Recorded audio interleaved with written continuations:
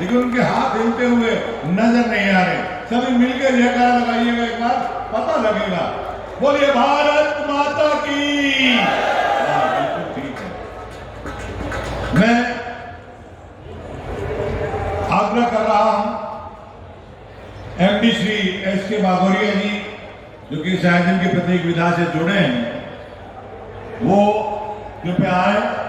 और बिजली मंत्री चौधरी रणजीत सिंह जी, जिनसे मैंने प्रार्थना की कि आप पूरे प्रदेश के पशुपालक किसान भाई भिवानी में इकट्ठे होंगे, आप भी आकर के उनको आशीर्वाद देके जाएं। और मेरे बुलावे पे जो आए हैं, मैं इनका भिवानी की जनता की तरफ से, हरियाणा के किसानों की तरफ से स्वागत करता हूं, धन्यवाद करता हूं। चौधरी साहब, ये कल सुबह शुरू हुआ था, परसों शाम को किसान भाई आने शुरू हो गए थे और ये रिकॉर्ड बनेगा हरियाणा का, जिसमें लाख से ज़्यादा किसान तो आ चुके हैं आज तक। कल का दिन और है। 1800 पशु अलग अलग कैटेगरी के यहाँ भाग ले रहे हैं। हजारों की संख्या में हमारे प्रबंधन के लोग हैं, पशुपालन के अधिकारी हैं, यूनिवर्सिटी के भी अधिकारी हैं और बहुत ये कार्यक्रम हुआ है, जिससे हमारा मकसद ये है कि हरियाणा के किसान खेती के साथ साथ पशुपालन, मछली पालन या और अलाइड एक्टिविटी करके अपनी आमदनी को बढ़ाएं। और ये लोग जो है यहाँ पर इस मेले में बहुत सारी नई चीज़ें सीख के जाएंगे।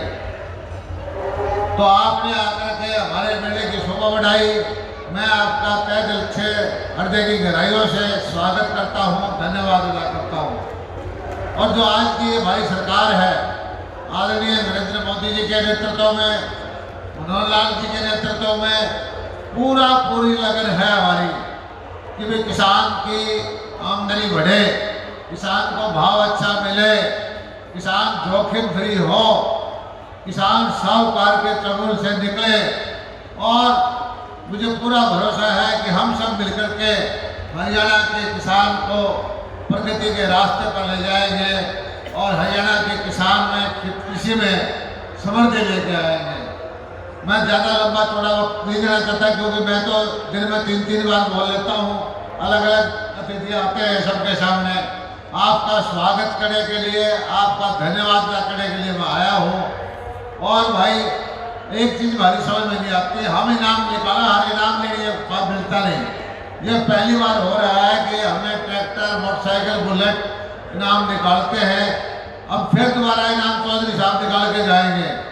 आधे घंटे में जो आएगा, नियम ये है, उसको मिल जाएगा। और आज भी नहीं होगा तो कल फिर निकालेंगे। तो ये इसलिए सब भाइयों से प्रार्थना है कि अपने इंतजार करें। और हमारी तरफ से ये है कि कोशिश है कि आप लेके जाएँ कुछ ना कुछ। हमारे भोजन की व्यवस्था है, जाने की व्यवस्था है और सब किसान भाइयों को हम मिनरल मिक्सर भी दे रहे हैं। और किसान भाइयों ने जितने उत्साह से भाग लिया है, मैं कहता हूँ कि इतना ज़बरदस्त मेला पहले कभी नहीं लगा। भिवानी में तो कम से कम लोग कहते हैं कि अपने जीवन काल में इतना बढ़िया मेला नहीं देखा। तो आपको सबको, जितने हमारे प्रतिभागी किसान भाई हैं, मैं आपका धन्यवाद अदा करता हूँ। जय हिंद, जय भारत। और अब मैं प्रार्थना करता हूँ।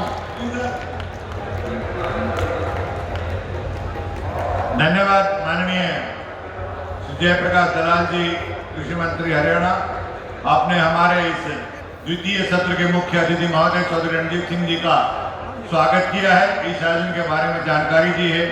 कार्यक्रम हमेशा की भांति इस समय भी बहुत ऊर्ध्व पे है, बहुत उन्नति पे है और जिन ऊंचाइयों पे कार्यक्रम है उससे और आगे ले जाने की चेष्टा करते हुए मैं आग्रह कर रहा हूँ शख्सियत से जिनका ताल्लुक जन सेवा, जिनके रग रग में है, नस नस में है, जो अपने परिवार की परिपाटी, जन सेवा की परिपाटी है, उसका बहुत ही सार्थक ढंग से आगे निभाते हैं। पंजाब यूनिवर्सिटी के जो स्नातक रहे हैं, विद्वता के साथी रहे हैं हमेशा, जिन्होंने पूर्व में एक सांसद के नाते गरीब मजदूर किसानों और मेहनत कशों की आवाज को बुलंदी दी है, जो पूर्व में कृषि मंत्री भी रहे हैं और योजना आयोग के उपाध्यक्ष के पद के नाते भी हरियाणा प्रदेश का जिन्होंने बहुत भला किया है, और विशेषतः जो अपनी बेबाकी अभिव्यक्ति के माध्यम से बखूबी जाने जाते हैं। बिना लाग लपेट की बात एक राजनीतिक शख्सियत के द्वारा करना अपने आप में एक अनूठी बात है।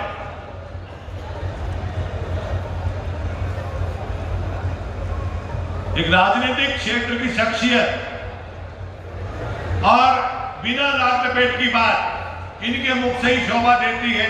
बहुत ही निष्पक्ष निष्काम भाव से अपनी सेवाएं देते हैं।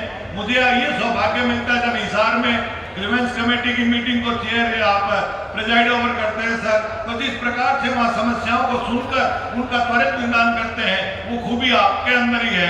ये हमारे लिए सौभाग्य की बात है कि इस आयोजन में आप यहाँ बतौर मौजूद मेहमान पधारे हैं। मेरी आपसे विनती है, कृपया आप आए और अपना स्नेह आशीर्वाद दें। जोरदार तालियां इनके लिए बजाएं। इज्जत बढ़ा दी आपने, होकर शरीके बज़्म बंदा नवाज, आपकी आमद का शुक्रिया। जोरदार तालियां थोड़े साथ के लिए। बहुत धन्यवाद। मंच पर उपस्थित हमारे आपके साथी, आवाज ठीक आ रही है ना? आवाज ठीक आ रही है? आपके यहाँ से कृषि मंत्री हमारे साथ कैबिनेट में मेरे बहुत करीबी साथी, ये माइक दूसरा ये माइक बार वाला ना इन्हें छोड़ेगा ना मुझे छोड़ेगा। 10 मिनट बोलूंगा जी, आपको भी अच्छा लगे मुझे भी ठीक लगे। मेरा सम्मानित मंच सारे हरियाणा से आए हुए किसान भाई, इस बढ़िया मेले में कई बार मैं भी गया हूं, पर आज देखा उरों से अलग मिला। मुझे दलाल साहब ने 4 दिन पहले फोन करा कि मेरे यहाँ भिवानी में मेला है। एक दिन गवर्नर साहब आ रहे हैं, एक दिन हमारे माननीय सीएम साहब आ रहे हैं, और मैं चाहूँगा कि मेरे बड़े भाई को मैं एक दिन बीच में आपको बुलाऊं, तो मैं इनके निमंत्रण को ना नहीं कर सकता। मैं छुपाया, मैं बड़ा स्पष्ट और साफ आदमी। मेरा आपका परिचय कोई बहुत पुराना नहीं है, नाम से जानता था, पर हमारा कभी मिलना नहीं हुआ था। विधानसभा में चुन के गए, आज जब बोध में बैठे थे तो दलाल साहब का मेरा इस नाम से परिचय हुआ कि मैं रणजीत सिंह और आप ये भी दलाल। पर मैंने 2 साल में जितना बढ़िया दलाल साहब को पाया, ऐसा शायद किसी साथी को पाया। बहुत बढ़िया आदमी है, आपको भी किसान मेले में आके ऐसी बात कहें तो ज्यादा अच्छा लगेगा। पहले तो मैं जरा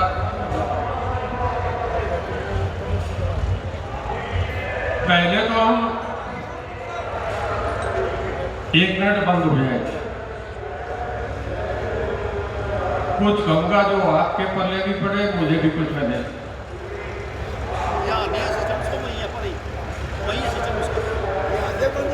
एक बार जो माइक करा रहे हैं बंद कर दे जी, कर दिए। मैं पहले तो किसान की बात से शुरू करूंगा कि किसान क्या है।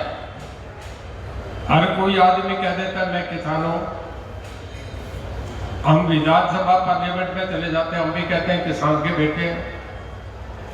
पूरी दुनिया में अगर देखें तो जापान से लेके अमेरिका तक खेती करने वाले 2 से लेके 7% किसान हैं।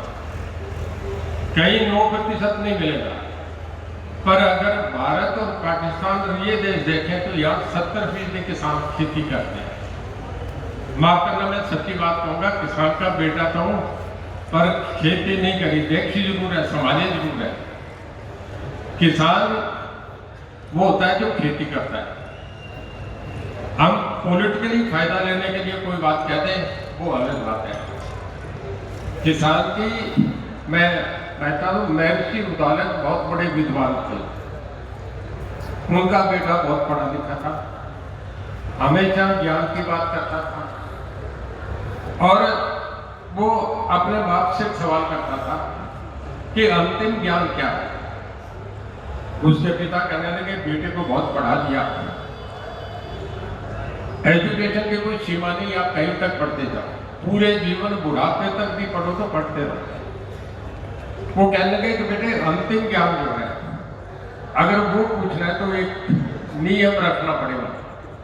कहते हैं कि नियम क्या है कि जब तक 20 दिन तेरे पूरे उपवास के नहीं हो, उसमें खाना नहीं खाएगा, चाय नहीं पिएगा, सिवाय पानी के कुछ नहीं पिएगा, और 20 दिन के बाद मुझे मिलना, मैं बताऊंगा कि अंतिम ज्ञान क्या है। सुनने की बात है, एक रेडी पे जिसमें चाहे फल हो, चाहे उसमें सब्जी हो, चाहे उसके पास मूंगफली रेवड़ी बेचने वाला, उसकी रेडी की कीमत प्लस उसके ऊपर जो सामान पड़ा है उसकी कीमत 1 लाख से ज्यादा नहीं है। वो 5,000 रुपए रोज कमाता है। 1 लाख की कीमत 5,000 रोज कमाता है। उसके घर में टीवी का एंटीना लगा है, बच्चा रिक्शा पे बैठ के टाई लगा के कॉन्वेंट स्कूल में जाता है। और जिसमें भिवानी में दलाल था 20 बीघे तो आम जमीन होगी, 15 बीघे आम की धान से 10 बीघे जमीन आम जमींदार पे। हमारे यहाँ गांव में 20 एकड़ 30 एकड़ वाले 10 एकड़ वाले बहुत मिलते हैं। जिस पे 20 बीघे जमीन है, आज के दिन मैं समझता हूँ 2 करोड़ से कम नहीं, 10 लाख रुपए बीघे का भाव है। और 2 करोड़ की जमीन है, उसके बच्चे का नाम कट जाता है फीस ना देने की वजह से। जिस 2 करोड़ की जमीन का जो किसान मालिक है, उसके घर में अगर घर में लड़की आ जाए तो पैसे नहीं बाजार से उठाने पड़ते, 3 रुपए सैकड़ा पे मिले, 4 मिले, उससे 500-1000 रुपए लेने पड़ते हैं। 2 करोड़ की कीमत वाले की यह हालत है। और जिसकी 1 लाख की कीमत है, वो आदमी उसके रोज 1.5 लाख रुपए महीना, 18 लाख रुपए महीना कमा रहा है। तो इस खेती के सिस्टम को बदलना पड़ेगा। बहुत अच्छा लगा, हम आए पशु मेला देखने।